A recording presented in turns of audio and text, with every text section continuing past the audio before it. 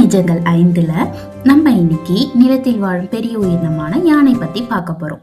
யானைகள் அதோட காதுகள் மூலம் மட்டும் இல்லாம கால் பாதங்கள் மூலமாவும் சவுண்ட், அதாவது ஒலியை உணர முடியும்.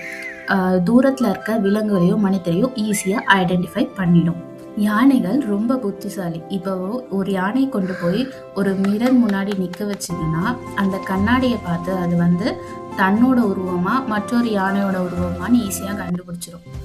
யானைகள் ரொம்ப அழகா நீச்சல் அடிக்கும், ரொம்ப வேகமாகவும். அது நீச்சல் அடிக்கும் போது அது தும்பிக்கையோட மொனப்பகுதி மேலே இருக்கும் சுவாசிக்கிறதுக்காக. யானைகள் சேர் எடுத்து மேலே பூசிக்கிற மாதிரி நம்ம நிறைய பார்த்துருப்போம் இல்லையா?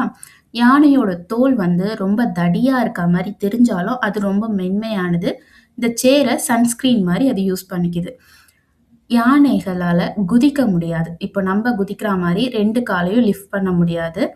யானைகளோட 4 காலும் ஒரே நேரத்துல அதால தூக்க முடியாது. இது குதிக்க தெரியாத உயிரினம்.